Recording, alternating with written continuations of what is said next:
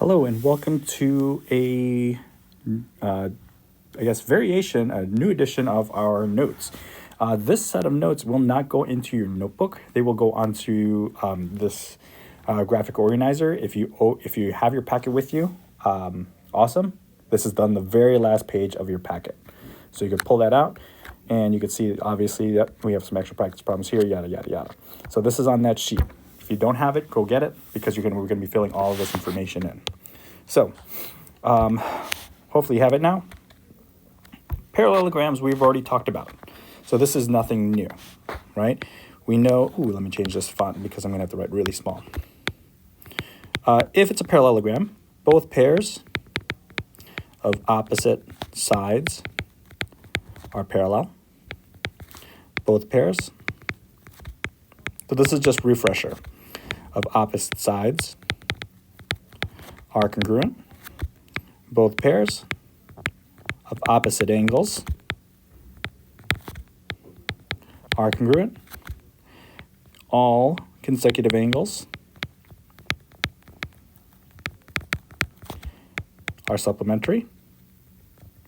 And then last but not least, diagonals bisect each other.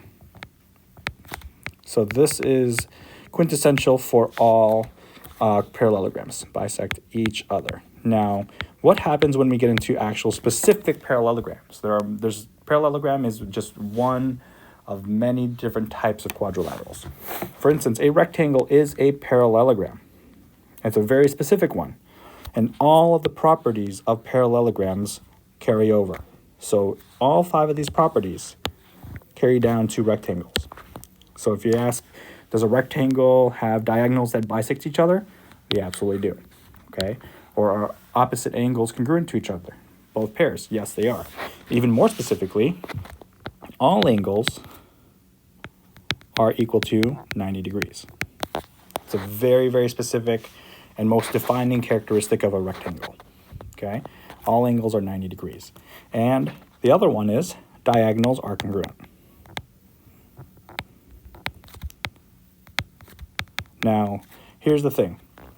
If all angles are congruent, then it's definitively a rectangle. It is also technically, by definition, a parallelogram. Because if you have that diagram where all angles are congruent, opposite angles are still, in fact, congruent. 90, 90 is congruent to 90 and 90, right? So we still have that characteristic play a factor. Opposite sides are congruent for a rectangle, right? Both pairs of opposite sides are still parallel. So all of these characteristics still carry over, and that's really, really important. So another thing to note is a rectangle is always, let me do this in pink.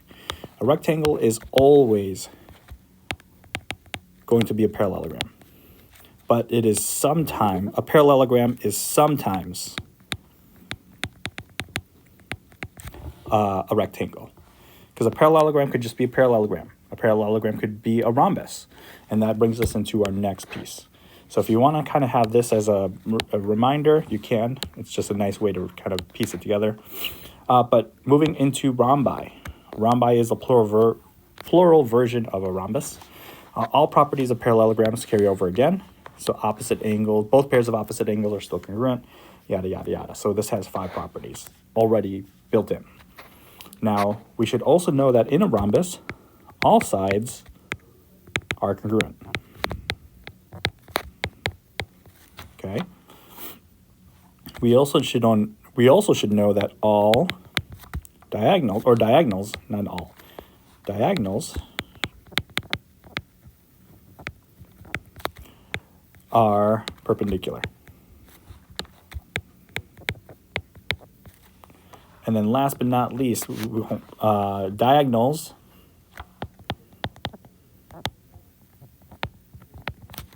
bisect opposite angles. Or if you want to think about this, diagonals bisect the angles they pass through.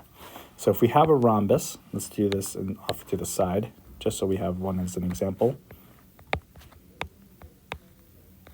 And we could put all the properties in here. Okay.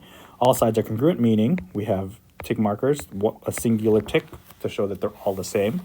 I'm going to put a diagonal in red here and here. And we also have right angles here. And last but not least, we have angles that bisect each other. And then last but not least, if it's a square, all the properties carry over. So if it's a square, then it is technically a rectangle, and it is technically a rhombus. And you could draw a square out and use any one of these 5 additional properties to define squares. For instance, we have 4 right angles. Diagonals are going to be congruent. We could say diagonals are perpendicular. We could say all sides are congruent. Diagonals bisect the angles they pass through. So I could put 45, if you cut 45 or 90 in half, you get 45 and 45. Ooh, that's wrong. So things like that, you could use all that and on top of the parallelograms. So just really, really quickly. Let me erase that. And this always goes all the way down here as well. So a square is always a rectangle. It is always a parallelogram. But a parallelogram is sometimes a square. It is sometimes a rectangle. A square is always a rhombus because all sides are always congruent. So things like that, okay? So technically, a square has 10 properties. The first 5 from parallelogram, 2 from a rectangle, and 3 from a rhombus. All right, so if you do have any questions, please bring them to class, and I will see you in the next one. Bye.